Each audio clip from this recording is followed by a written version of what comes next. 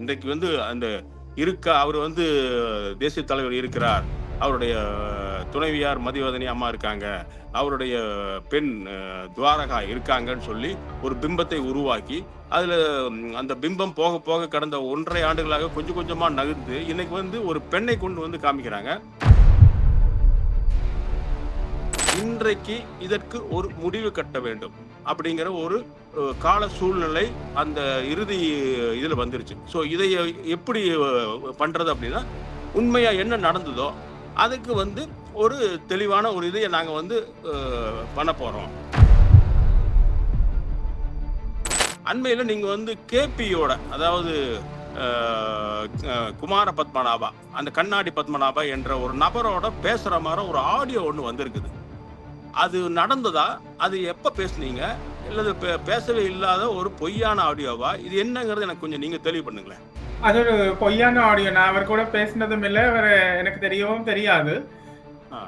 ஒரே ஒரு விஷயத்த நாங்க இதுல பேசினது, அவர் அதாவது கேபி அவர் என் கூட பேசி இருக்காரு. அவர் கூட நான் பேசி இருந்தேன்னு சொன்னா இந்த 2 சம்பாஷணையும் வந்து கொண்டு போய் கொடுத்தது யாரு? இந்த மேற்குறிப்பிட்ட நபர் வந்து என்னன்னு சொன்னா அவருடைய தொழிலே இதுதான். இந்த மேற்குறிப்பிட்ட நபர் வந்து என்னன்னு சொன்னா அவருடைய தொழிலே இதுதான்.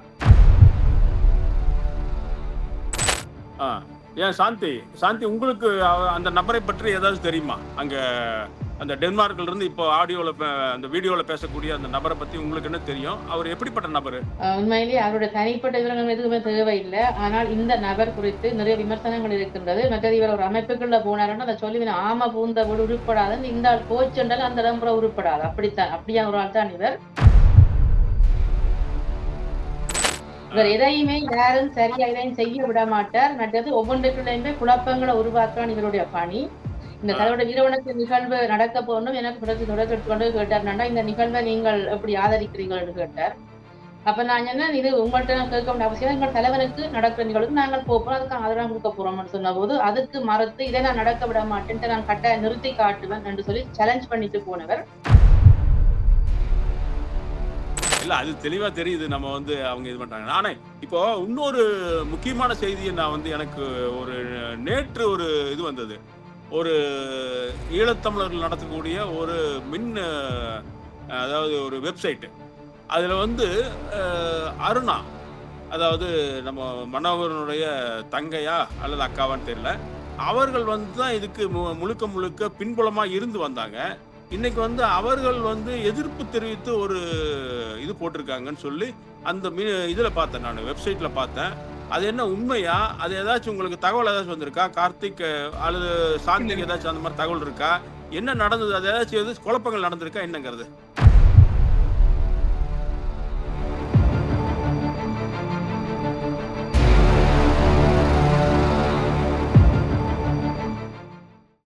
உலக மக்களின் ஏகோபத்திய தமிழரின் தலைவர், இன்று உலக மக்களால் 13 கோடி தமிழர்களால் ஏற்றுக்கொள்ளப்பட்ட தேசிய தலைவர் மேதகு வேலுப்பிள்ளை பிரபாகரன் அவர்களுடைய 35 ஆண்டு காலம் நம்ம தமிழர்களுக்காக பாடுபட்ட, அதுவும் சமகாலத்தில் நாங்கள்லாம் இருக்கிற காலத்துல பார்த்த ஒரு மிகப்பெரிய தலைவர்.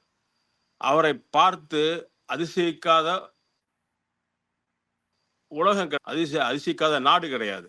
இராணுவம் உலகம் முழுவதும் இருக்கக்கூடிய அத்தனை இராணுவத்திலையும் இவர்களுடைய ஒவ்வொரு நடவடிக்கை இன்னைக்கு வந்து ஒரு படிப்பனையா வச்சுக்கொண்டு அவர்கள் வந்து இது பண்ணிட்டு இருக்காங்க. மிகப்பெரிய அளவில் இருக்கக்கூடிய அமெரிக்காவே வந்து நம்ம வந்து உலக நாடுகளின் அண்ணன் சொல்லக்கூடிய அமெரிக்காவே வந்து அவருடைய வழிகாட்டுதல்ல இன்னைக்கு வந்து போய் கொண்டிருக்கிறது. அப்படிப்பட்ட ஒரு தலைவரை வந்து நாம் வந்து 2009 வந்து பல நாடுகள் சேர்ந்து சூழ்ச்சி போட்டு, அதாவது இருக்கிறதுலே வந்து எப்படி அவரை வந்து பண்ண முடியும் அப்படின்னு சொல்லி மிகவும் திட்டமிட்டு ஒரு சமாதான காலம் பேச்சுன்னு சொல்லி 2002 இருந்து கிட்டத்தட்ட 2009 வரைக்கும் அதை இழுத்தடித்து கடைசியில் அதை வந்து ஒரு முடிவுக்கு கொண்டு வர்றதுக்கான ஒரு தீர்வைத்தான் வந்து இந்திய நாடும், இதுல குறிப்பா இந்திய நாடுன்னு சொல்லி ஆகணும், இந்திய நாடு இருந்தது. அதே போல அதுக்கு பின்புலமாக பல நாடுகள் இருந்து இதை எப்படி முறியடிக்கிறதுன்னு சொல்லி முறியடித்தாங்க. இந்த ராஜதந்திர தமிழர்கள் வந்து பெரிய அளவுல தெரியாதனால நம்ம வந்து ஏமாந்து விட்டோம் அப்படின்னு தான் சொல்ல முடியும். ஆனா இது வந்து வரலாற்று நிகழ்வுகள்ல பல வரலாறுகள், உலக வரலாறுல பார்க்கும்போது இந்த இதெல்லாம் வந்து இதில் நடக்கதான் செய்யும். ஆனால் அதை தாண்டி நம்ம தமிழர்கள் வெற்றி பெறுவோம்ங்கிறது மிக முக்கியமான ஒரு தருணமா இருக்கு. இந்த 2009 காலகட்டத்துல நடந்த அந்த இறுதி போருங்கிறது மிக கொடூரமானது. எல்லா சுற்றி வளைக்கப்பட்டு அத்தனை நகர்வுகள் எதுவும் நகர முடியாத அளவுக்கு இருந்த இது தெரியுது. இந்த மாதிரி ஒரு சூழல்ல வந்து நம்ம தேசிய தலைவர் வந்து 2008லயே வந்து அவருடைய மாவீரர் தின உரையில வந்து தெளிவா சொல்லிட்டு போயிட்டாரு. அடுத்த கட்டம் எப்படி நகரணும், அடுத்த கட்டம் நான் ஒப்படைக்கிறேன், இளைஞர்கிட்ட ஒப்படைக்கிறேன் அப்படின்னு சொல்லிட்டு போயிட்டாரு. அந்த மாதிரி ஒரு சூழல்ல வந்து அவர் வந்து 2009 மே 18, 17, 18 அந்த அந்த நாட்கள்ல நடந்த இறுதி போர்ல இறுதியாக அவர் வந்து தன்னை மாய்த்து கொண்டார் அப்படிங்கிற ஒரு இதுதான் இன்னைக்கு தெரியுது. ஏன்னா அங்க இருக்கக்கூடிய அதுவும் அங்க இருக்கக்கூடிய நான் சொல்றது வந்து ஈழ மக்கள், அந்த ஈழ மக்கள், புலம்பெயர்ந்த ஈழத்தமிழர்களும் சரி, அங்க இருக்கக்கூடிய ஈழத்தமிழர்களும் சரி, தெளிவாக அவர்களுக்கு தெரியும் தலைவர் எந்த அடுத்த நடவடிக்கை எப்படி கொண்டு போறாரு. அவர் வந்து நீங்க பாத்தீங்கன்னா அனிதா பிரதாப்னு ஒருத்தர் இருந்தாங்க. அவங்க வந்து கிட்டத்தட்ட அவரை சந்தித்து ஒரு பேட்டி எடுக்கிறாங்க. முதல்ல அனிதா பிரதாப்ங்கிறவங்க அவங்க வந்து கல்கட்டால வரக்கூடிய த டைம்னு நினைக்கிறேன், அந்த சண்டே டைம்ங்கிற ஒரு மேகசின்ல இருந்தாங்க. அந்த மேகசின்ல இருந்து அவங்க வந்து பேட்டி எடுக்கும்போது அப்ப அவர் சொல்றாரு, தலைவர் சொல்றாரு, 10 ஆண்டுகள் கழித்து நாம் இந்தியாவையும் கூட எதிர்க்கிறதுக்கான ஒரு சூழல் இருக்குது அப்படிங்கிறாங்க. ஆனா அவர் சொல்லக்கூடிய அந்த அந்த அந்த காலகட்டத்தில் எப்படி இருந்ததுன்னா, அனிதா பிரதாப் சொல்றாங்க, நாங்க அவர் இந்தியாவில தான் இருந்து பேசுறாரு, பெசன்ட் நகர்ல இருந்து பேசுறாரு. இந்தியா வந்து முழுக்க இராணுவ பயிற்சியெல்லாம் கொடுத்துருக்குது. அப்படி ஒரு சூழல்ல அவர் வந்து ஒரு மிகப்பெரிய ஒரு கணிப்பு பண்றாரு. 10 ஆண்டுகள் கழிச்சு என்ன நடக்கும் அப்படின்னு அப்ப சொன்னாரு. நாங்கெல்லாம் வந்து என்னடா அப்படின்னு சிரிச்சுட்டு இருந்தோம். இவர் இப்படி சொல்றாரு நாங்க நினைச்சோம். ஆனால் அந்த 10 ஆண்டுகள் கழித்து அது நடந்தது. 10 ஆண்டுகளுக்கு முன்னரே அது நடந்தது. இந்தியாவை எதிர்த்து போரிட கூடிய ஒரு சூழல் ஏற்பட்டது. 87ல வந்து ஒப்பந்தம் போடப்பட்டு அதற்கு பின்னர் மிகப்பெரிய ஒரு இதை சந்திச்சது. இந்த மாதிரி ஒரு தேசிய தலைவர் நம்ம கிடைக்கிறதுக்கு நம்ம தமிழர்கள் கொடுத்து வைத்திருக்கணும். அவரை வந்து அவருக்கு மிகப்பெரிய ஒரு சக்தியாக நம் உலகத் தமிழர்கள் அத்தனை பேர் 13 கோடி தமிழர்களும் இருந்திருந்தோம்னா இன்றைக்கு வந்து நம்ம வந்து அப்படி ஒரு இழப்பை சந்திச்சிருக்க முடியாது. ஈழத்தமிழர்கள் இந்த இதய நிலை இன்னைக்கு அடைஞ்சிருக்க மாட்டாங்க. அவர்கள் ஒரு வெற்றி பாதையை நோக்கி போயிருப்பாங்க. ஆனால் அது தடுக்கப்பட்டு பல சூழ்ச்சிகளால் தடுக்கப்பட்டு ராஜதந்திர நகர்வுன்னு சொல்லி அதெல்லாம் தடுக்கப்பட்டு 2009ஆம் ஆண்டு மே மாதம் இறுதிப் போர் ஒரு முடிவுக்கு கொண்டு வரப்பட்டது. அந்த முடிவுக்கு கொண்டு வந்ததுல இருந்து பாத்தீங்கன்னா 2009ல இருந்து இன்னைக்கு வந்து 2024 ஆயிருச்சு. இந்த 24 ஆண்டுகளாக அவர் என்ன ஆனார் அப்படிங்கிறது வந்து ஒரு தெளிவில்லாத ஒரு இதுல போயிட்டு இருக்குது. ஸோ இதை பயன்படுத்தி கொண்டு பலரும் நம்ம தமிழ் இனத்திலேயே இருக்கக்கூடியவங்களே சொல்றாங்க, பலரும் வந்து மிகப்பெரிய அளவுல சிக்கல்களை உருவாக்கி கொண்டிருக்கிறார்கள் அப்படிங்கிறது ஒரு இதுல போயிட்டு இருக்குது. இந்த சிக்கலை நிறுத்துவதற்கு ஒரு ஏதாவது ஒரு வழி இருக்கா அப்படின்னு தேடும் பொழுது நம்மளுடைய தேசிய தலைவர் உடன் பிறந்த அண்ணன் திரு மனோகரன் அவர்கள் வந்து இன்னைக்கு வந்து டென்மார்க்கில் இருக்காரு. அவர் வந்து தெளிவா சொல்றாரு, இந்த வந்து இது தடுத்து ஆகணும்னா இது வந்து வேற வழி கிடையாது. இன்னைக்கு வந்து நம்ம வந்து என்னன்னு உண்மையை சொல்லி ஆக வேண்டிய சூழல் இருக்குது. அந்த உண்மையை ஏன்னா வந்து அத்தனை தமிழர்களுக்கும் அங்கிருந்த ஈழத்தமிழர்களுக்கு எல்லாருக்கும் தெரியும், புலம்பெயர்ந்த தமிழர்களுக்கும் தெரியும். நானே இங்க இருக்கக்கூடிய அமெரிக்காவில் இருக்கக்கூடிய சில நண்பர்களை பார்த்து பேசும் பொழுது அவர்கள் வந்து இன்னைக்கு அந்த சில லண்டன்ல இருக்கிற ஆட்கள் பண்ணக்கூடிய அந்த இதை பார்த்துட்டு சிரித்து கொண்டு இருக்கிறார்கள். இன்றைய காலகட்டத்துல இன்னைக்கு நான் அமெரிக்காவில் இருக்கிறேன், டென்மார்க்ல ஒருத்தர் உட்கார்ந்துருக்காரு, சாந்தி அவங்க அங்க ஜெர்மன்ல இருந்து பேசுறாங்க. இதை இணைத்து கொண்டிருக்கிறது இந்தியாவில் இருக்கக்கூடிய நம்ம யூத் தமிழ் அப்படிங்கிற நம்மளோட சேனல் இது பண்ணிட்டு இருக்கு. இவ்வளவு ஒரு காலமா விஞ்ஞான காலத்திலையும் கூட இந்த மாதிரி சொல்லி ஒரு பொய் சொல்லி ஏமாற்றி கொண்டிருக்காரு. அதையும் ஏமாந்து போறக்கூடிய சில கூட்டங்களும் நம்மளுடைய தமிழர் பகுதியில் இருக்குது அப்படின்னு ரொம்ப கவலைப்படுறாங்க இங்க இருக்கிறவங்க எல்லாம். பெரும்பாலான தமிழர்கள் அப்படிதான் இருக்காங்க. நான் சந்தித்த தமிழர்கள் எல்லாம் அவர்கள் வந்து வாய் மூடி மௌனியாக இருக்கிறார்கள் என்ற ஒரு காரணத்திற்காக இதை வந்து எப்படி வேணாலும் கொண்டு போகலாம் அப்படிங்கிறது வந்து நம்ம வந்து ஏற்றுக்கொள்ள முடியாது. அதுபோல உலகத் தமிழர்களை ஏற்றுக்கொள்ளல. இன்றைக்கு வந்து அந்த அவர் வந்து தேசிய தலைவர் இருக்கிறார். அவருடைய துணைவியார் மதிவதனி அம்மா இருக்காங்க. அவருடைய பெண் துவாரகா இருக்காங்கன்னு சொல்லி ஒரு பிம்பத்தை உருவாக்கி, அதுல அந்த பிம்பம் போக போக கடந்த 1½ ஆண்டுகளாக கொஞ்சம் கொஞ்சமா நகர்ந்து, இன்னைக்கு வந்து ஒரு பெண்ணை கொண்டு வந்து காமிக்கிறாங்க. அந்த பெண்ணோட உயிரோடு இருக்கும் பொழுது மிகவும் அந்யோன்யமாக அவர் குடும்ப இதோட பழகினவங்க வந்து மனோகரன். அவங்க மனோகரன் குடும்பம். அவங்க மனோகரோட சன் கார்த்திக் மனோகரன். ஸோ அவங்கெல்லாம் வந்து பேசினவங்க, அவங்க எப்படி இருப்பாங்க, என்ன நடந்துக்கிட்டாங்க, அவங்களோட நடவடிக்கை என்ன அப்படிங்கிறதெல்லாம் தெரியும். அப்படி தெரிந்து கொண்டு உலகத்துல இருக்கக்கூடிய இந்த சமகாலத்திலேயே வந்து ஒரு போலி பெண்ணை கொண்டு வந்து நிறுத்தி, இந்த பெண் தான் துவாரகா அப்படின்னு சொல்லி ஒரு பிம்பத்தை உருவாக்க ஒரு கூட்டம் முயற்சி செய்கிறது. அதுதான் சதிகார கூட்டம். இது இப்ப உண்மையை தெளிய வைக்க வேண்டியது உலக தமிழர்களுக்கு தெளிய வைக்க வேண்டியது ஒரு கடமையில நம்ம இருக்கிறோம். ஊடகம் என்ற ஒரு பொறுப்பை நம்ம இருக்கிறதுனால அது வந்து எது உண்மை அப்படிங்கிறது தெரியணும். எங்களுக்கு எல்லாமே தெரியுது, தெளிவாக தெரியுது. அன்று 2009 இறுதி கட்டத்தில் எந்த அளவுக்கு நடந்தது, என்ன பண்ணாங்கன்னு சொல்லி இது இருக்காங்க அப்படிங்கறது. யாராச்சும் ஒரு பொருள் என்கிட்ட இருக்குது அப்படின்னா நான் தான் நிரூபிக்கணும். இதுதானுங்க இந்த பொருள், இந்த பொருளை இது சந்தேகப்பட்டோம்னா அந்த பொருளை காமித்து சந்தேகப்பட்டாலும் அந்த பொருளுக்கு உரிய எக்ஸ்பர்ட்ஸ் இருக்காங்க, அவங்ககிட்ட கொண்டு காமிச்சு நம்ம பண்ணலாம். இந்த இதை தான் நாங்களும் சொல்லிட்டு இருக்கிறோம். உலக தமிழர்களுடைய பெரும்பாலான இதுவும் அப்படிதான் இருக்குது. டிஎன்ஏ டெஸ்ட்ங்கிறது நீங்க காமிங்க, அதை நிரூபிங்க அப்படின்னு சொல்றோம். அது நாங்க மட்டும் இல்ல, கார்த்திக் மனோகரனும் அதான் சொல்றாரு. அவங்க தகப்பனாரும் அப்படிதான் சொல்றாரு. அவருடைய தகப்பனாரோட கூட பிறந்த சகோதரிகள், கனடாவில் இருக்கிற சகோதரி சரி, இந்தியாவில் இருக்கிற சகோதரி சரி, அவங்களும் அதான் கேட்டுக்கொண்டிருக்காங்க. அவர்களெல்லாம் வெளிவராத ஒரு காரணத்தை வைத்துக்கொண்டு இன்னைக்கு பல முறையாக இதை வந்து மாறுபட்ட கருத்தை சொல்லி ஒரு குழப்பமான சூழலை திருப்பி செஞ்சு கொண்டிருக்காங்க.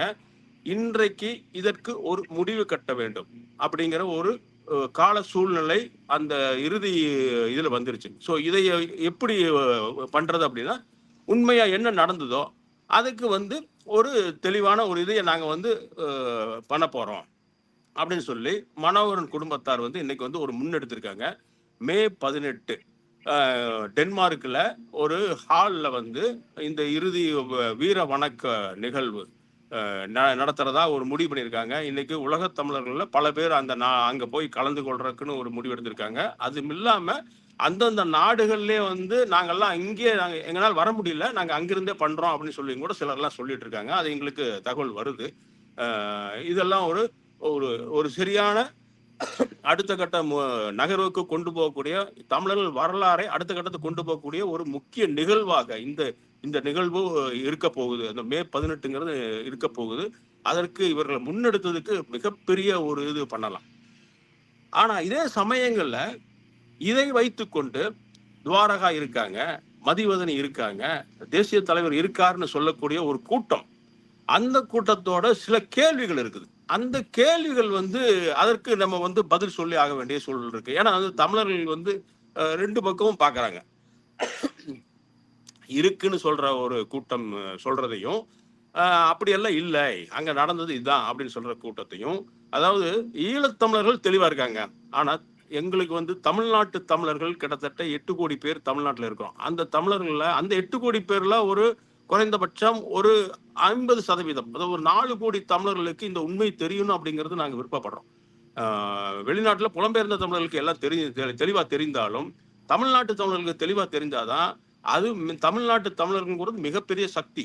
4 கோடி தமிழர்கள் நம்மளுக்கு வந்து ஒரு பின்னாடி நின்னாங்கன்னா, 4 கோடி பேர் வேண்டாம், ஒரு கோடி பேர், ஒரு 10 லட்சம் பேர் நம்ம கூட பின்னாடி வந்து நிக்கிறதுக்கு களத்துல இறங்கி நின்னாங்கன்னா மிகப்பெரிய ஒரு மாற்றத்தை உருவாக்க முடியும் அப்படிங்கிறது தெளிவா தெரியுது.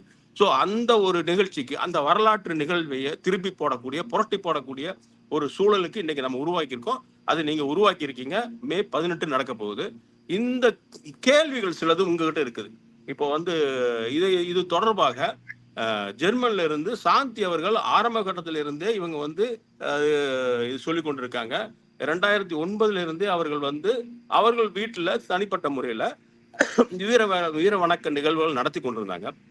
ஆனா இன்றைக்கு காலகட்டத்துல வந்து இது வந்து வீட்டுக்குள்ள வச்சு பண்றக்கூடிய ஒரு செயல்பாடா தெரியல. இது வந்து உலக தமிழர்களுக்கு நம்ம சொல்ல வேண்டிய ஒரு சூழல்ல இருக்கும். அந்த வகையில வந்து ஜெர்மன்ல இருக்கக்கூடிய சாந்தி அவர்கள் இந்த இந்த பிரச்சனை, அதாவது துவாரகா என்ற அந்த பெண் வந்த பிரச்சனையை வந்து யாரு என்ன அப்படிங்கிறது வந்து தெளிவாகனா வாயில சொல்றது கிடையாது, ஒரு இதுலயே போட்டு நீதிமன்றத்தை நாடி அதுல வழக்கு தொடர்ந்து அந்த பெண் வந்து இன்னைக்கு வந்து ஒரு மிதுரா ராஜரத்னம்ங்கிற அந்த பெண் வந்து இன்னைக்கு வந்து ஒரு தண்டம் கட்டுறதுக்கான ஒரு இது வந்திருக்குது, 5000 யூரோ கட்ட சொல்லி வந்திருக்குது. ஸோ இந்த மாதிரி நிரூபித்து கொண்டு இருந்தாலும் இன்னும் பல இதைகளை போட்டு உழப்பி கொண்டிருக்கார்கள். இது சரி, நம்ம இப்போ அந்த இதுக்கு வருவோமே, இன்னைக்கு என்ன நடக்க போகுது, அதற்கு என்ன கார்த்திக் என்ன பதில் சொல்றாருன்னு. கார்த்திக், உங்ககிட்ட முதல்ல நான் கேட்குற கேள்வி என்னன்றா, அண்மையில நீங்க வந்து கேபியோட, அதாவது குமார பத்மநாபா, அந்த கண்ணாடி பத்மநாபா என்ற ஒரு நபரோட பேசுற மாதிரி ஒரு ஆடியோ ஒன்று வந்திருக்குது. அது நடந்ததா? அது எப்ப பேசுனீங்க? இல்லது பேசவே இல்லாத ஒரு பொய்யான ஆடியோவா? இது என்னங்கிறது எனக்கு கொஞ்சம் நீங்க தெளிவு பண்ணுங்களேன். அது ஒரு பொய்யான ஆடியோ. நான் அவர் கூட பேசினதும் இல்லை, அவர் எனக்கு தெரியவும் தெரியாது. ஒரே ஒரு விஷயத்த நாங்க இதுல பேசினது அவர் அதாவது கேபி அவர் என் கூட பேசி இருக்காரு. அவர் கூட நான் பேசி இருந்தேன்னு சொன்னா இந்த 2 சம்பாஷணையும் வந்து கொண்டு போய் கொடுத்தது யாரு? அப்ப இவங்க நான் என் கூட பேசினாங்க என்னன்னு சொன்னா, எனக்கு பணம் தர்றதா, இந்த வணக்க நிகழ்வுக்கு எவ்வளவு பணம் வேணும் அப்படி இப்படின்னு கேட்டாங்க. நான் சொன்னேன், எனக்கு எதுக்கு பணம், உங்கள்கிட்ட பணம் இருந்ததுன்னு சொன்னா நாட்டுல கஷ்டப்படுற ஆட்களுக்கு நீங்க கொண்டு போய் கொடுங்கன்னு அந்த ஒரு ஆடியோவை இவங்க எடுத்து ஏதோ வெட்டி கொத்தி அதை பொருத்தி இருக்காங்கன்னு நினைக்கிறேன். அந்த மாதிரி யார் பேசுனாங்க உங்ககிட்ட? அது எனக்கு இங்கிலாந்துல இருந்து ஒரு ஆள் பேசினார் என் கூட. ஓ, இல்ல ஒரு ஆள்லாம் பேர் சொல்ல முடியுமா அவருடைய? அவருடைய பேர் இல்ல, அதாவது அவர் தொலைபேசி அட்டை இருக்குதானே, அதை பாவிச்சுதான் அவர் பேசினார் என் கூட. அதாவது என்னன்னு சொன்னா, அதாவது வணக்க நிகழ்வுல தானும் கலந்து கொள்ள விரும்புறதாகவும், எப்படி டென்மார்க் வரலாம் அப்படின்ற மாதிரியும், தான் ஒரு படிப்பறிவு இல்லாத ஒரு ஆள் மாதிரியும் என் கூட பேசினாரு. அதுக்கப்புறம் கேட்டாரு, 18ஆம் தேதி எங்களுடைய அப்பா வந்து அங்க வர முடியுமான்னு கேட்டார். அப்ப நான் சொன்னேன், இங்க நிகழ்வை வச்சுட்டு எப்படி அங்க வர்றதுன்னு கேட்டேன். கேட்டோன்னு அவர் சொன்னாரு, என்கிட்ட ஒரு பெரிய தொகை இருக்கு, அது உங்கள்கிட்ட தரணும்னு நான் எதிர்பார்த்து கொண்டு காத்திருக்கிறேன் அப்படின்னாரு. நான் சொன்னேன், அதை வச்சு நான் என்ன பண்றது, கஷ்டப்படுற ஆட்களுக்கு நீங்களே போய் நாட்டுல கொடுத்துருங்கன்னு சொன்னேன். அதுக்கப்புறம் அவருடைய தொலைபேசியை நான் துண்டிச்சிட்டேன். அதே போல நான் கேட்டேன், எப்படி ஐயா வந்து பாதுகாப்பு இல்லாம அங்க அனுப்பி வைக்க முடியும் அப்படின்னு கூட கேட்டேன். அதைத்தான் அவங்க அப்படியே வெட்டி பொருத்தி இருக்காங்க. இது உடனே எங்களுக்கு வந்த கேள்வி என்னன்னு சொன்னா, சரி நாங்க ரகசியமா பேசி இருந்தோம்னா கூட அதை அவர்கிட்ட கொண்டு போய் கொடுத்தது யாரு? அதாவது நான் கொடுத்திருக்கணும் அல்லது அவர் கொடுத்திருக்கணும்னு சொன்னா இது எப்படி இவர் கையில கிடைச்சது? இல்ல, இன்னைக்கு தொழில்நுட்ப வகையில நம்ம சிலதெல்லாம் வந்து எடுக்கிறதுக்கான வாய்ப்புகள் இருக்குது. அதே போல வந்து நீங்க கேபி நீங்க கொடுக்கலன்னு நீங்க உறுதி பண்ணலாம், ஆனா கேபி கொடுக்கல நீங்க உறுதி பண்ண முடியாதுல்ல. ஆனா அவர் கூட பேசினதே இல்லையே என் வாழ்க்கையில. ஓகே, அப்போ இது பொய்யான ஒரு இதுன்னு தான் சொல்லலாம், சரிங்களா? அப்போ வந்து உங்களை திட்டமிட்டு ஏதோ ஒரு சதி வலையில மாற்றக்காக ஒரு திட்டமிட்டு சதி பண்ணியிருக்காங்க. அதுல நீங்க வந்து பேசுனது, ஆடியோ பேசுனதை நீங்க வந்து அவங்க எடுத்து போட்டிருக்காங்க, அப்படித்தானே? போட்டிருக்காங்க, அதுதான். ஆமா, சரி. இப்போ அதுக்கு அடுத்தது கேட்குறேன். இப்போ வந்து 18ஆம் தேதி நிகழ்வுக்கு அங்க ஒரு ஹாலை புக் பண்ணியிருக்கீங்க. இந்த ஏர்போர்ட் இங்கிருந்து வந்தீங்கன்னா பக்கமா இருக்கும், ஒரு 1/2 மணி நேரமா இருக்கும். கொஞ்சம் இன்னொரு ஏர்போர்ட் போனீங்கன்னா 2.5 மணி நேரம் ஆயிரும் அப்படின்னால நீங்க வந்து பேசியிருந்தீங்க, ஒரு காணொலி நான் பார்த்தேன். இப்போ வந்து அந்த ஹால், நீங்க வந்து சொன்ன ஹால்ல வந்து இன்னைக்கு வந்து தடை பண்ணிட்டாங்க, அங்க கிடையாது அப்படின்னு சொல்லி எங்களுக்கு ஒரு செய்திகள் வருது. இது எந்த அளவுக்கு உண்மை? ஆனா நாங்க எங்களுக்கு தெரிந்த வகையில டென்மார்க் போலீஸ் வந்து உங்களுக்கு முழு உறுதுணை நிக்குது அப்படிங்கிறது எங்களுக்கு தெரியுது. நாங்களும் வந்து கிராஸ் வெரிஃபை பண்ணோம். அதுல வந்து இல்ல நாங்க we are going to support the persons அப்படின்னு தான் எங்களுக்கு தகவல்கள் கிடைக்குது. அப்படி இருக்கும் பொழுது அந்த ஹால் வந்து யாரோ தனி நபரோட ஹாலு, அந்த ஹாலை நீங்க வேற மாதிரி ஒரு புத்தக வெளியிட ஏதோ சொல்லி வந்து புக் பண்ணியிருக்கீங்க. இன்னைக்கு வந்து அதுக்கான தடைகள் இருக்குது, அவர் வந்து நடத்த முடியாதுன்னு சொல்லி ஒருத்தர் டென்மார்க்ல இருந்தே வந்து ஒருத்தர் ஆடியோ போடுறாரு, வீடியோவே போட்டிருக்காரு அவரு. அதாவது என்ன சொன்னா, அது நேசக்கரம் மீடியா மூலமா, நேசக்கரம் டிவி மூலமா வந்து அதை நாங்க கொடுத்திருந்தோம். என்னன்னு சொன்னா, அந்த ஹாலுடைய அட்ரஸ் வந்து வேற மாதிரி கொடுத்திருந்தோம். ஓகே. அந்த மண்டபத்தை வந்து நாங்க ஊர்ஜிதப்படுத்தல. காரணம் என்னன்னு சொன்னா, அது ஒரு சின்ன மண்டபம், அதுல வந்து அவ்வளவு பேரும் அடக்கவும் முடியாது. அதனால ஒரு 3ஆம் தேதி வரை அது ஒரு தற்காலிக பதிவா நாங்க செய்து வச்சிருந்தோம், இவங்களை திசை திருப்புறதுக்காக. அதை புரிஞ்சு கொள்ளாம அவங்க அந்த கட்டிடத்துக்கு மின்னஞ்சல், மொட்டை கடுதாசியில இருந்து எல்லாத்தையும் போட்டு அது அவ்வளவு குப்பை தொட்டிக்கு போறதுக்கு முன்னாடி எனக்கு ஒரு காப்பி வந்துடுச்சு. என்ன அப்ப நீங்களும் யார் வெளிநாட்டுக்கு யாரெல்லாம் இத குழப்ப வெளிநாட்டுக்கு முயற்சி போகணும்னா செய்தவங்க நீங்களும் ராஜதந்திர நிகழ்ச்சியெல்லாம் நடத்த ஆரம்பிச்சிட்டீங்க போல இருக்க. அது அவங்க இவங்க இப்படின்னு சொன்னா நாங்க எப்படி இருப்போன்றது அவங்களுக்கு தெரியாது தானே. ஆமா. நாங்க ஏற்கனவே இவங்களை பத்தி தெரிஞ்சதாலதான் அப்படி செய்து வச்சிருந்தோம். ஓ அது ஹால் இது வந்து கடைசி வரைக்கும் நாங்க அதாவது 18ஆம் தேதி காலையில 10 மணிக்கு முன்னாடி எங்க நடக்குதுன்றதை நாங்க வெளியிடுறதா இல்ல. ஓ அப்ப அப்போ அதாவது இது வந்து ஒரு சும்மா தற்காலிகமா பதிஞ்சிருந்தது. ஆனா அது கூட பொய் சொல்லி பதியல. அதாவது புத்தகம் அப்படின்னு பதியல. நாங்க அது வணக்க நிகழ்வுக்குன்னு சொல்லித்தான் பதிஞ்சு வச்சிருந்தோம்.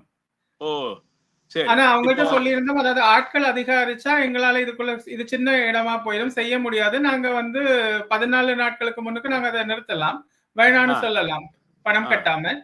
ஆ அப்ப நாங்க சொல்லியிருந்தோம் 14 நாட்களுக்கு முன்னுக்கு, அதாவது 3ஆம் தேதி வந்து நீங்க இந்த இதை வந்து கேன்சல் பண்ணிக்கோங்க அப்படின்னு சொல்லிட்டு தான் நான் அந்த பதிவை செய்திருந்தேன். ஓகே ஓகே இது ஓகே தெரியாம இவங்க அந்த ஹாலுக்கு வந்து மாறி மாறி மின்னஞ்சலும் கடிதங்களும் அனுப்பி அனுப்பி அவங்க அந்த ஹால் ஆட்களை கஷ்டப்படுத்திட்டு இருந்தாங்க. ஓகே. அதுக்கப்புறம் அதை ஒரு வெற்றி கொண்டாட்டமா வேற கொண்டாடிட்டு இருக்காங்க.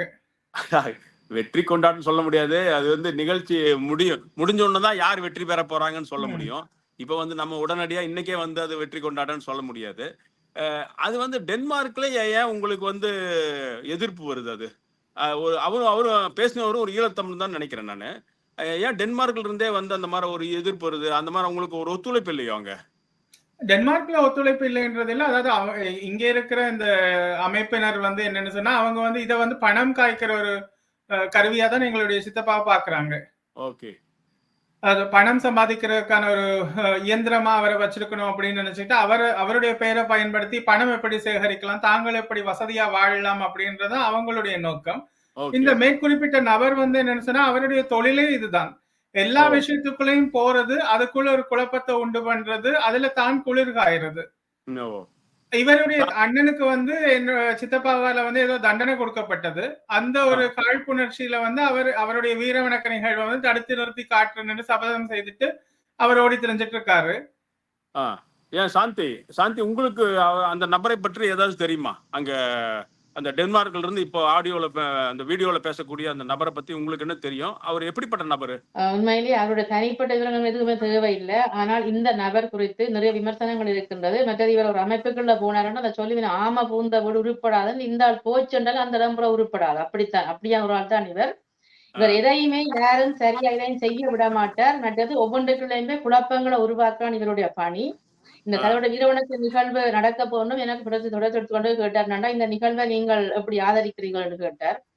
அப்ப நான் என்ன இது உங்கள்ட்ட நான் கேட்க வேண்டிய அவசியம் எங்கள் தலைவனுக்கு நடக்கிற நிகழ்வுக்கு நாங்கள் போறோம் அதுக்கு ஆதரவு கொடுக்க போறோம்னு சொன்னபோது அதுக்கு மறுத்து இதை நான் நடக்க விட மாட்டேன்ட்டு நான் கட்டாயம் நிறுத்தி காட்டுவேன் என்று சொல்லி சேலஞ்ச் பண்ணிட்டு போனவர். ஆ இப்ப பார்த்தால் அந்த வீடியோவை கொண்டு வந்து போட்டு அந்த அதாவது அந்த மண்டபம் சார்ந்தவர்களுக்கு மேல போட்டு எல்லாம் குழப்பி கொண்டிருந்த இவரும் ஒருவர், அதாவது லண்டன்ல ஏற்கனவே அந்த ஒரு களவெடுக்கிற கலாநிதி அந்த கலாநிதியின் வால் தான் இவர்.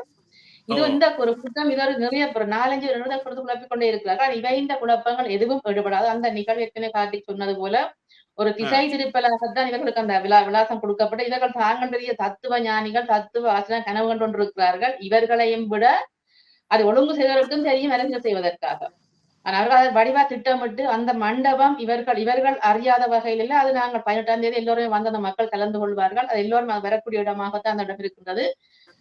இவர்கள் நினைச்சு கொண்டிருந்த என்னன்னு சொன்னா தாங்கள் இப்படி இடைஞ்சலை கொடுத்தா அதெல்லாம் நிகழ்வு நின்றுவோம் என்று. ஒருபோதும் அந்த நிகழ்வு நின்று போகாது. இவர்கள் என்ன போராட்டம் போட்டான்னு, அதாவது இவர்கள் தலைகுத்தி நின்றாலும் சரி, தலைகளா நின்று உருண்டாலும் சரி, நிகழ்வு நடக்கும். அந்த மண்டபம் சரியா அந்த அந்த நேரத்துக்கு நிகழ்வு நடந்து முடியும். சரி. இப்போ இப்ப அந்த அந்த நபர் டென்மார்க்ல இருந்து பேசக்கூடிய நபர், அவருடைய பெயர் தெரியல. ஆனா தமிழரு. ஆனா அவர் வந்து கல்யாணம் கட்டியிருக்கிறதே ஏதோ ஒரு டென்மார்க் லேடியோ, வெஸ்டர்ன் கண்ட்ரி லேடி தானே. தமிழால கல்யாணம் பண்ணல போல இருக்கே.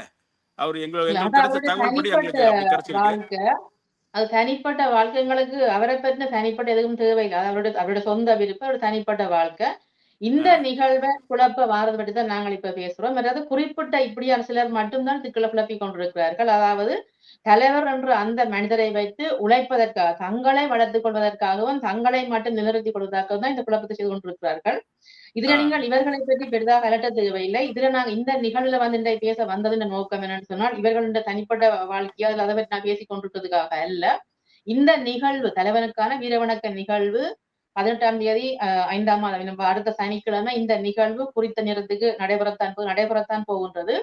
அந்த நேரம் உலகத்துல உள்ள எங்களுடைய மக்கள் எல்லா இடங்கள்லையும் இந்த நிகழ்வுக்கு ஆதரவு தர முகமாக உங்கள் தலைவனை நேசிக்கின்ற அவர்களுடைய அன்பை வெளிப்படுத்தும் அந்த வணக்கத்தை தெரிவிக்கும் நிகழ்வாகவும் அனைவரும் அவர்களுடைய வீடுகளிலேயும் அந்த நேரம் விளக்க ஏற்றி அந்த வணக்கத்தை தெரிவிக்க கேட்டுக்கொள்றோம். மற்றும் சங்கங்கள், அமைப்புகள் எல்லோரையும் நாங்கள் கேட்டுக்கொள்றோம். எல்லோருமே அந்த நேரம் தங்களுடைய அந்த வீர வணக்கத்தை அவருக்கு செலுத்த வேண்டும்.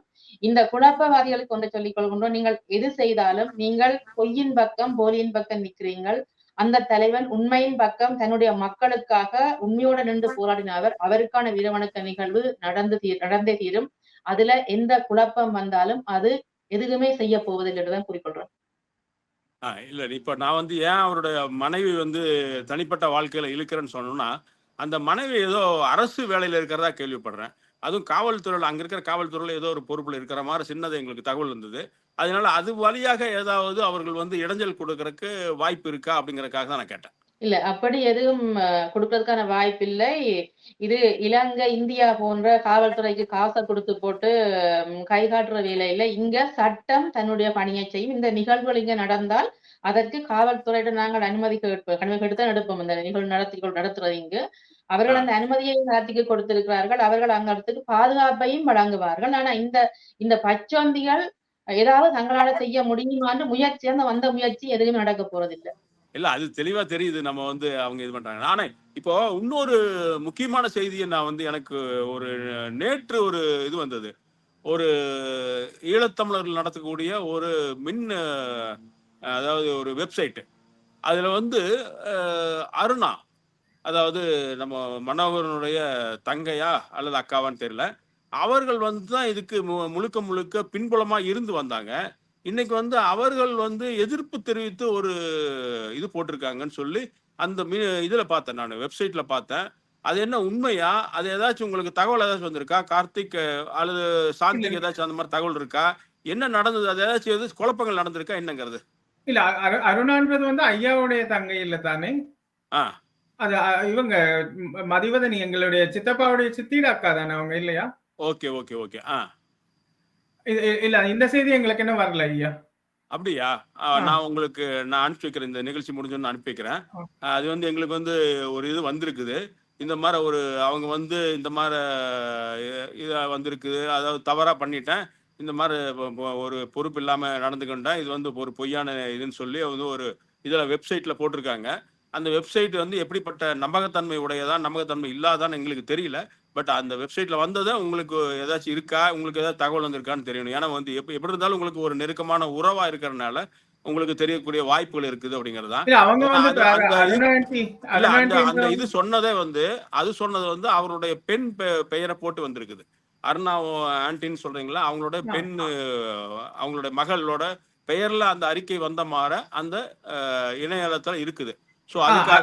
அருணாண்டி வந்து எப்படின்னு சொன்னா ஐயாவுடைய உறவு இல்ல, அது வந்து சித்தப்பாவுடைய சித்திட அக்கா. அவங்க இல்ல அதனால அவங்க வந்து எங்களோட எல்லாரோடையும் தொடர்பை நிறுத்திட்டாங்க. அவங்களுடைய ஒன்று விட்ட சகோதரங்கள்ல இருந்து அவ்வளவு பேருடைய தொடர்பையும் நிறுத்திட்டாங்க. அப்ப இப்ப அவங்க நோய்வாய்ப்பட்டிருக்காங்கன்னு நாங்களும் கேள்விப்பட்டோம். ஆனா யார்கிட்ட விசாரிக்கிறதுன்னு எங்களுக்கு தெரியாது. என்னன்னு சொன்னா எல்லாரோடையுமே தொடர்பு இல்லை அப்படின்றதா அவங்க யாராவது வந்து சொன்னாதான் எங்களுக்கு தெரிய வரும். Okay okay. அதுவரை வெளியில தெரிய வர்றதுக்கு வாய்ப்பு இல்லை. ஓ, அப்ப வந்து இது வந்து உண்மையா அல்லது பொய்யான்னு உங்களுக்கு இன்னும் தெளிவா தெரியல. அது இல்ல அவங்களுடைய சொந்தக்காரருக்கே தெரியாதுன்னு ஒருத்தர் கூடயும் அவங்க தொடர்புல இல்ல. எல்லாருடைய தொடர்பையும் துண்டிச்சுட்டாங்க. ஓ, அதனால இனிமேல் அவங்களா வெளியில வந்து சொல்ற வரை இப்ப அவங்களுக்கு என்ன நடந்திருக்குன்றது கூட எங்களுக்கு தெரியாது. ஓ, ஏன்னா அவங்க இப்ப டென்மார்க்ல இல்லையா? அவங்க டென்மார்க்ல தான் இருந்தாங்க. இங்க ஒரு அபார்ட்மெண்ட்ல கணவரை பிரிஞ்சுட்டு ஒரு தனி அபார்ட்மெண்ட் எடுத்து அங்க போய் வசிச்சுட்டு இருந்தாங்க. ஆமா. அதுக்கப்புறம் கொஞ்ச நாளா சொன்னாங்க அங்க ஒருத்தர் அவங்க நடமாட்டம் இருக்கிற மாதிரி தெரியலன்னு சொல்லி ஆட்கள் சொன்னாங்க. அதுக்கப்புறம் எங்க நோய்வாய்ப்பட்டிருந்தா இங்க ஆஸ்பத்திரியில தானே அனுமதிக்கப்பட்டிருப்பாங்க. ஏன்னா அவங்க பெண் கொடுத்த மாதிரி அவங்க பெண் பெயர் என்ன போட்டிருந்தது, பெண் தான் இந்த அறிக்கை கொடுத்த மாதிரி சொல்லியிருந்தாங்க. இது வந்து எந்த அளவுக்கு உண்மை தன்மை உடையதா அல்லது நம்பிக்கைக்கு உரியதா அப்படிங்கிறது தெரியிருக்காதான் நாங்க கேட்டோம். நீங்க அப்படியே போட்டு விடுங்க, நாங்க பாக்குறோம் கட்டாயம். ஆமா, நெடுநாளாக அருணாவோட அறிக்கையோ அல்லது அருணா பேசுன மாதிரி எந்த இதுவுமே வரல. இப்போ அண்மை காலமாக. அதனால அதுவும் ஒரு பெரிய சந்தேகமா இருக்கு. இது பல இது நடக்குது. இன்னைக்கு இருக்கக்கூடிய இந்த விஞ்ஞான உலகத்துல வெவ்வேறு பெயர்கள்ல மாத்தி Facebookலயே வந்து 4 பெயர்ல போடுறது, நம்ம Facebook மாதிரியே நம்மளோட இதை எடுத்து போடுறது, இந்த மாதிரி வந்து பல இது நிகழ்ச்சிகள் பண்ணி கொண்டிருக்காங்க. இது வந்து அந்த போலிகள் வந்து கண்டறியறதுக்கு நம்மளுக்கெல்லாம் டைம் இல்ல. போய் அதுக்கான ஒரு நேரத்தை செலவழித்து அது பண்றதை விட நம்மளுக்கு உருப்படியா ஏதோ ஒண்ணு செயல்பாடு வகையில உலக தமிழர்களுக்கு என்ன வேணுமோ அதை கொடுக்கறதுக்கான ஒரு முயற்சிகள் தான் நம்ம எடுத்துக்கொண்டிருக்கிறோம். இப்போ சாந்தியோட பேர்ல பாத்தீங்கன்னா ஒரு 4 அக்கௌண்ட் இருக்குது Facebookல எல்லாம் நம்ம பார்த்தோம்னா. எந்த அக்கௌண்ட் ஒரிஜினல், எந்த அக்கௌண்ட் டூப்ளிகேட்னு புதிதா வர்றவங்களுக்கு தெரியாது.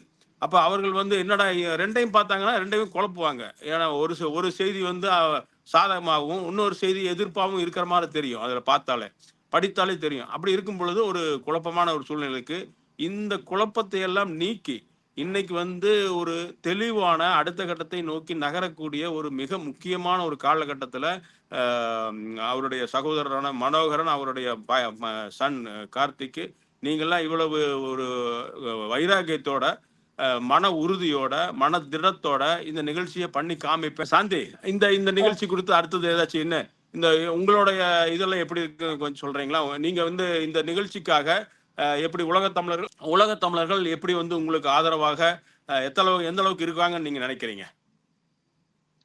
உண்மையிலேயே இந்த நிகழ்வுக்கான ஆதரவு உலகம் எல்லாம் இருந்தும் கிடைத்துக் கொண்டிருக்கிறது. நிறைய பேர் இந்த நிகழ்வுல கலந்து கொள்ள இருக்கிறோம். அதாவது எல்லா நாடுகளிலும், ஐரோப்பிய நாடுகள் தவிர அமெரிக்கா, ஆப்பிரிக்கா, கனடாவோடு இந்த நாட்டுக்கு இங்க வந்து இந்த நிகழ்வுல கலந்து கொள்ள இருக்கிறோம். அதாவது தலைவனை நேசிக்கின்ற, தலைவனுடன் வாழ்ந்த பலரும் இந்த நிகழ்வுல வந்து கலந்து கொள்ள இருக்கிறோம். உண்மையிலே தலைவனை நேசிக்கின்ற ஒவ்வொருவரும் அந்த இடத்துக்கு வர வேண்டும் என்ற எங்களுடைய வேண்டுகோளை ஏற்று பலரும் தங்களுடைய ஆதரவையும் தந்திருக்கிறோம். அது போல அந்த இடத்துக்கு வெவ்வேறு நாடுகளிலிருந்து ஒழுங்குகள் நடந்து கொண்டிருக்கு. அதில் குறிப்பாக நாங்க சுவிஸ் நாட்டை சொல்லிக்கொள்ளலாம், பெருசா நாங்க சொல்லிக்கொள்ளலாம். என்னன்னு சொன்னால், சுவிஸ் நாட்டுல இருந்து பெருந்தொகையான மக்கள் வர இருக்கணும். அங்க இருந்து பஸ் வருது. பஸ்ல வர்றார்கள் எல்லாரும் அங்க நிகழ்வுக்கு வந்து சேர போகிறார்கள். அந்த நிகழ்வுக்கு வர விரும்புகிறவர்கள் சுவிஸ்ல இருந்து தொடர்பு கொண்டால் அந்த விவரங்களை நாங்கள் தந்துதவலாம். இப்படி அதற்கான ஏற்பாடுகள் மிகவும் நேர்த்தியாகவும் மிகவும் ஒழுங்காக நடந்து கொண்டிருக்குது. இந்த கும்பல் தங்கட பணியை அப்படியே செய்து கொண்டிருக்கு. ஆனா இந்த குழப்ப கும்பல் என்ன செய்தாலும் அந்த நிகழ்வு எந்த குழப்பம் இல்லாம நடந்தே தீரும். சாந்தி, நான் கேட்டுக்கொண்டபடி இப்ப உலக தமிழர்கள் இடத்துல எந்த அளவுக்கு வந்து இதை வரவேற்பு பெற்றிருக்குது? இது வந்து இந்த வீர வணக்க நிகழ்வு வந்து ஒரு தமிழர்கள் வந்து ஒருத்தர் இறந்தாருன்னா அவர்களுக்குரிய மரியாதை நம்ம செய்ய வேண்டியதா இருக்கு. அந்த மரியாதை, அதாவது நீங்க வந்து நம்ம கடவுளாக கும்பிடக்கூடிய முருகன், சேயோன் அப்படின்னு பலரையும் நம்ம வந்து என்னன்னா அந்த காலத்துல ஆதி காலத்துல அவர்கள் வந்து பெரிய ஒரு வீர வரலாற்றை நிகழ்த்தினவங்க தான் நம்ம வந்து இன்னைக்கு வந்து அவர்களை வந்து ஒரு நினைவாக தான் கொண்டாடி வரோம். அதே ஒரு வணக்க நிகழ்வாக இன்னைக்கு நம்ம தேசிய தலைவருக்கு நம்ம வந்து கொண்டாடணும் அப்படின்னு சொல்லி அதை வந்து இது பண்ணணும், அந்த நிகழ்ச்சியை நடத்தணும், வீர வணக்கம் செலுத்தணும் அப்படின்னு சொல்லி ஒரு முடிவோடு நம்ம இருக்கிறோம். இன்னைக்கு உலக தமிழர்கள் இதற்கு எந்த அளவுக்கு வரவேற்பு கொடுக்குறாங்க? ஏன்னா உலக தமிழர்கள் எல்லாரும் கண்டிப்பா வந்து இதுக்கு அப்படிதான் அவங்களுக்குரிய மரியாதை செலுத்தணும்னு நினைப்பாங்க, அந்த மாவீரருக்குரிய மரியாதை செலுத்தணும்னு நினைப்பாங்க. ஆனா இந்த குழப்பம் இடையில ஏற்பட்ட குழப்பத்துல கொஞ்சம் அவங்க வந்து ஒரு தெளிவற்ற நிலையில இருந்தாங்க. இன்னைக்கு வந்து அதுக்கு ஒரு முடிவு கட்டுறதுக்கான ஒரு நிகழ்ச்சி போயிட்டு இருக்குது. இன்னைக்கு வந்து மே 18ஆம் தேதி எத்தனை பேர் வருவாங்க அப்படின்னு நீங்க நினைக்கிறீங்க? யார்கிட்ட இருந்து வரவேற்பு இருக்குது? உண்மையிலே அந்த நிகழ்வுலதான் நாங்கள் அதை தீர்மானிக்கவும். அதாவது எத்தனை பேர் வருகிறார்கள் என்பது முக்கியமில்லை. எத்தனை பேர் உண்மையான ஆத்மார்த்தமான தங்களுடைய அந்த தலைவன் என்ற அந்த நேசிப்போட வருகிறாண்டா முக்கியம். அந்த நிகழ்வுலதான் நாங்கள் எல்லாவற்றையும் தீர்மானிக்க முடியும். ஆனால் எல்லோரும் வரக்கூடியவர்கள் அந்த நிகழ்வு வந்து கட்டாயம் கலந்து கொள்வார்கள். இங்கு வந்து தூரங்கள் பிரச்சனையா இருக்கிறபடியால எல்லாராலையும் உடனடியாக வந்து சேர்வதற்கான வாய்ப்புகள் குறைவு. வரக்கூடிய அனைவரும் கலந்து கொள்வார்கள். அந்த மண்டபம் கூட எத்தனை பேர் வந்தாலும் 2000 பேர் வந்தாலும் அந்த மண்டபம் அவர்களுக்கு ஏற்ற மண்டபமாக அவர்கள் வந்து தலைவனை வழங்கி செல்லக்கூடிய வாய்ப்பு அவர்களுக்கு கிடைக்கும். எல்லோருக்கும் அந்த வாய்ப்பை எல்லாரும் பயன்படுத்திக் கொள்ளுவார்கள் என்று நம்புகின்றோம். உலகத்திலிருந்தும் பல நாடுகளில் இருந்தும் பலர் தொடர்பு கொண்டு தங்களால் வர முடியாது இருக்கிறது. ஆனா அந்த நாள் அந்த நேரம் தாங்கள் வாழ்கிற இடத்துல இருக்க தாங்கள் தலைவனுக்கான வீரவணக்கத்தை செலுத்தும் என்ற வாக்குறுதியை தந்திருக்கின்றார்கள். இந்த நிகழ்வு முதலாவதாக டென்மார்க்கில் நடக்க இருக்கு. தலைவருடைய குடும்பத்தால் ஏற்படுத்தப்பட்ட நிகழ்வு நடக்க இருக்குது. ஆனால் அடுத்த வருடம் இங்குள்ள போராளிகள், இந்த அனைத்துலக கட்டமைப்பிலிருந்து வேலை செய்கின்ற நாட்டிலிருந்து வந்த போராளிகள் அவர்களாக இணைந்து காலக்கடமை என்று சொல்லி ஒரு குரூப்பை ஆரம்பித்து அதனூடாக போராளிகள் அறிவித்திருக்கிறார்கள். அவர்கள் அடுத்த வருடம் இந்த நிகழ்வை செய்வதற்காக தீர்மானித்திருக்கிறார்கள். ஆகவே இம்முறை மனோண்ணா குடும்பம் செய்கிற இந்த நிகழ்வு அடுத்த வருடத்திலிருந்து போராளிகள் அனைவரும் இணைந்து அந்த நிகழ்வுடன் செய்ய இருக்கிறார்கள் என்பதையும் இதெல்லாம் தெரிவித்துக் கொள்ளணும். இதுல உலகம் முழுக்க இருக்கிற தமிழர்கள் கலந்து கொள்ளணும் அப்படிங்கிறது தான் எல்லோருடைய வேண்டுகோளும். ஆனால் நீங்க பாத்தீங்கன்னா அந்த சுவிஸ்ல இருக்கக்கூடிய உலக ஒருங்கிணைப்பு குழு அப்படின்னு சொல்லக்கூடிய அந்த அமைப்புகள், அதுக்கு பின்னாண்ட இன்னொரு அமைப்பு, ஏதோ ஒரு அமைப்பு, இந்த அமைப்புகள் மட்டும் ஏதோ பின் வாங்குற மாதிரி தெரியுது. அவர்கள் வந்து ஒரு வெளிப்படையாக ஒரு அறிக்கை விடல. இதுவரைக்கும் நம்மளுக்கு வந்து இந்த நிகழ்வுக்காக ருத்ரகுமாரன் அந்த அவரு ஒரு இது வச்சிருக்காரு, நாடு கடந்த அரசாங்கத்தினுடைய ஒரு அமைப்பாக இருக்கு. அவர்கிட்ட இருந்து இது வரைக்கும் எந்த அறிக்கையும் வரல. ஆனா போலி துவாரகாங்கிறத பத்தி ஒரு அறிக்கை வந்துருச்சு. முதல்ல ஒரு எதிர்ப்பு தெரிவிச்சாரு. ஆனால் இந்த நிகழ்ச்சிக்காக நீங்க ஏதாச்சும் அவர்களெல்லாம் ஏதாச்சும் ஒரு இது பண்ணீங்களா? அவங்களெல்லாம் பேசியிருக்கீங்களா? அந்த மாதிரி ஆதரவு ஏதாச்சும் கேட்டிருக்கீங்களா? இல்ல, ஆதரவுகள் வந்து அவர்களாகவே தாங்களாக முன்வந்து தருவதுதான் ஆதரவு. போராளிகள் எல்லா இடங்கள்ல இருந்தும் கார்த்திகேயன் குடும்பத்துடன் கதைத்திருக்கிறார்கள். அந்த ஆதரவை அவர்கள் வழங்கிக் கொண்டிருக்கிறார்கள்.